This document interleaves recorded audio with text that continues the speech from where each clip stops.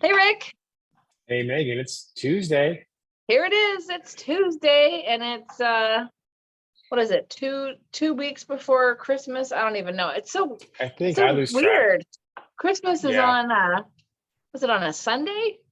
I don't even know. I like I just Christmas I when just it's keep in the working. middle of the week. Yeah, it's on a Sunday. Is I it like it really? when it's in the middle of the week because then it's like you get 2 solid weeks of people like missing in action because it's Christmas and then it's New Year's.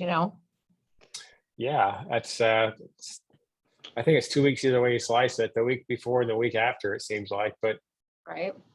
it never changes. But boy, it sure feels like Christmas with this 40 something degree weather at night. I know, and I know you're suffering, as we mentioned. You've been remodeling for an Yeah, eternity, forever. and you're living with no heat in your house. I'm not on the one of those flip it shows, that's for sure. I You're not doing Whatever they anything call those shows with expeditiously. latest flip them, whatever they do. I'm gonna flip Yeah, them, but not that one. I know. You're definitely not flipping anything. So, all right. Well, let's get to it. We've got some economic info, and we're doing a lot of repeating ourselves, but since things are Yeah. such a hot topic, we're just going to have to do it. So tell us, I'm going to turn up my volume here. Tell us what's happening in the mortgage world. What's going on this week? Well, the funny thing is, we've talked about this, it seems like a lot about Mhm. the direction of rates, the economy, what drives the rates, and so on. And I always talk about my good old buddy Jerome Powell, who was the Fed chairman, which, as you all know, is not my favorite guy in town. But you know, this week is a big week. It's been a big week for a couple of reasons. First of all, we released today the CPI numbers, which is an indicator of inflation. And the good news for that is it looks like inflation is now moderating. It's not going up so much anymore. It's actually going down a little bit. And so Mhm. that's the effect we've talked about for these rate increases. That at some point the economy responds to that, and Mhm. it's starting to do that now. But the good news, though, with Jerome Powell, he had comments a couple of weeks ago, and his comments were what we call dovish comments, which means that they're favorable comments to the market because he's always so hawkish. He always comes up, no matter what goes on in the economy, and then he speaks, and the market goes crazy because the market doesn't understand what he's saying. I mean, why he's saying what he says, and the market doesn't react well to it. The good news is that the last time he spoke, it was more dovish, which means good for rates. And we started to see these rates drop a little bit now, all this past week. The CPI numbers this morning really kind of confirms that we're going in that right direction. Now, look, the Fed is meeting this week. They're going to talk about monetary policy. And what that means is that they're going to talk about raising the rates again. We got to be careful or be mindful here that we've talked about this. When they talk about raising the discount rate, that does not mean mortgage rates are going up. Okay, it's a whole different type of market there. But I think we're probably going to see this week a 0.5% discount or 0.5% increase in the rates, the Fed discount rate. The market will actually respond to that very well. But then more importantly, beyond that discount rate announcement, what's going to be more important is what he says after the announcement. Mhm. And we think he's going to be very dovish on his comments this week. And that again will be good for mortgage rates. So Mhm. we've talked about this a lot. I've always said that I think the latter part of this year, we'll start to see rates going down. We'll see that gradual trend throughout most of next year. But we also know that the rates will not go down as fast as they went up. And Mhm. it never moves in a straight line. So we'll see Mhm. some weeks where the rates drop a little bit and they go back up a little bit and drop and go, it's just back and forth, right? The good news is I really think the worst is behind us with respect to mortgage rate movements. We're Mhm. now seeing some rates improving, and that's really good for the market. Mhm. Yeah, I agree. This has just been the year of like a lot of kind of worst case scenarios, Oh you my know, gosh, like one week after the other, right? right? How It's much like, worse can it get? yeah, it's like, what if people start bidding 100,000 over the price, which is not the worst case scenario for half the population, but the other population it is. What if the Mhm, interest rates almost double? I mean, geez, who would have known? I feel like, mhm. all this interest rate stuff is just, it's like somebody threw a big boulder in the middle of a lake And it's like taking so long for things Oh, to sort true. of be affected, which is so weird. But Mhm, I think it's because of just the lack of inventory. And we're going to say it mhm, over and over again. And inventory means the amount of available homes for sale. And I think that things are just not going to be what they have been in the past because a huge part of the population has this killer interest rate of 2 mhm, to 3.5%. mhm, And so they're not going anywhere, not mhm, selling that house anytime mhm, soon. So our inventory issues are just exasperated with, people just not moving. And that's been the trend now for a long time. When I mhm, first got into real estate, people moved every like 3 to 7 years.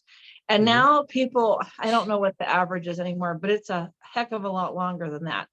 mhm, So I've got some numbers here that came out today on Stephen Thomas's reports on housing, who I really appreciate his information. As we know, he is a quantitative analyst, and he just studies the housing market, mostly in Orange County, San Bernardino County, some other counties. But here's what he had to say today about the numbers. He said today's inventory, and this is just for Orange County homes, is sitting at 3,182 homes, 3,182.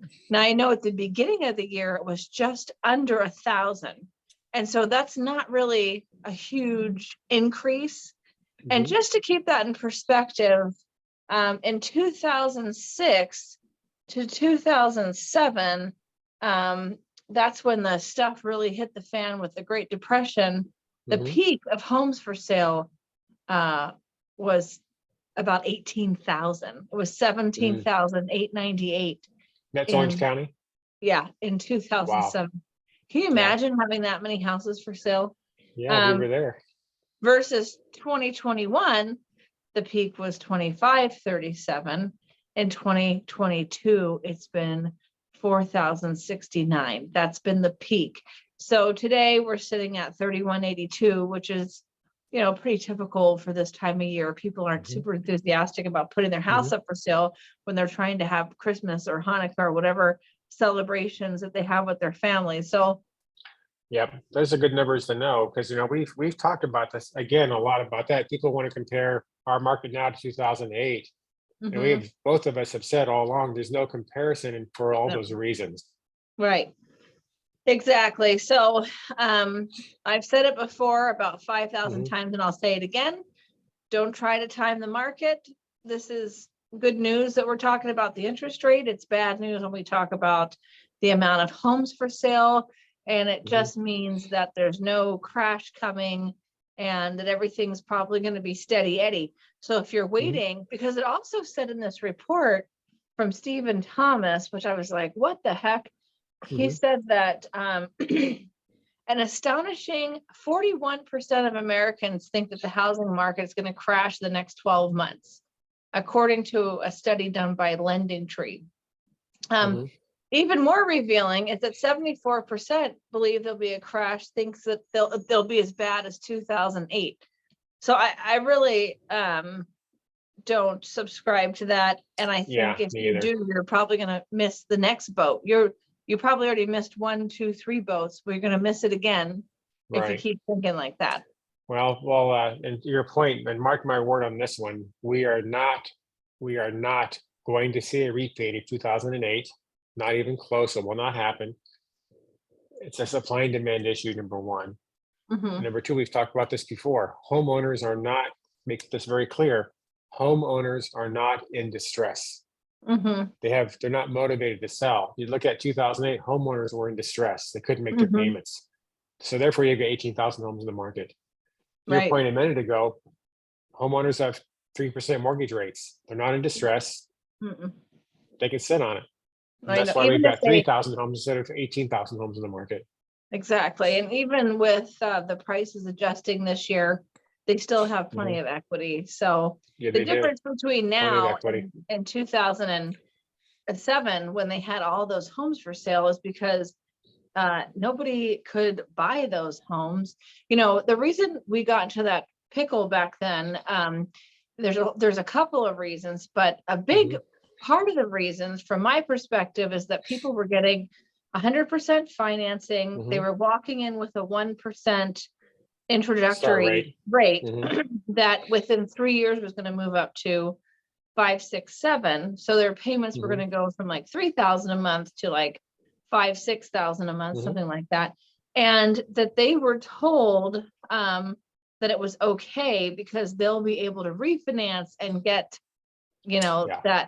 that loan taken care of. And that couldn't happen, didn't happen. And so Right.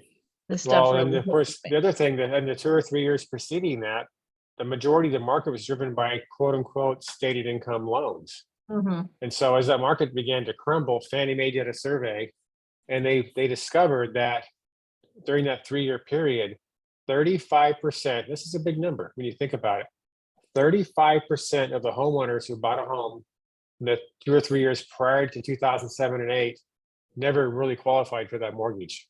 Oh yeah, And we don't have that exactly. anymore.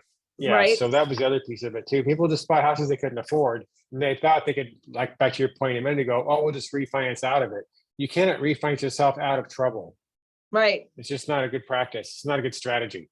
Right. Exactly. So I think we'll still keep pushing forward and Yep. see what happens here. And there's not very many homes for sale, but there's a couple of Mhm. good deals here and there. So There are. uh, I'm out here showing houses and we'll get some under contract for the beginning of the next year. Yay. That's good Yay. stuff. All right, cool. All right, everybody. If you have any questions for us, let us know. Otherwise, we are going to keep, regurgitating the same topics, but the answer is always different because it's real estate. And when you talk about interest rates, it's not always the same talk. When you talk about inventory, it's not always the same talk. But what is the same is that you have to turn off the news, listen to Mm. your family, find out what your budget is and buy something that you can afford and that you're safe in so that you have your own home. Okay. Great advice.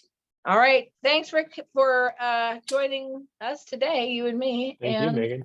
hope you have a Appreciate good you. week. Hope you feel better. Hope you get a heated blanket. Okay. That's what I need for sure. Thank you, Megan. See you Thank later. you.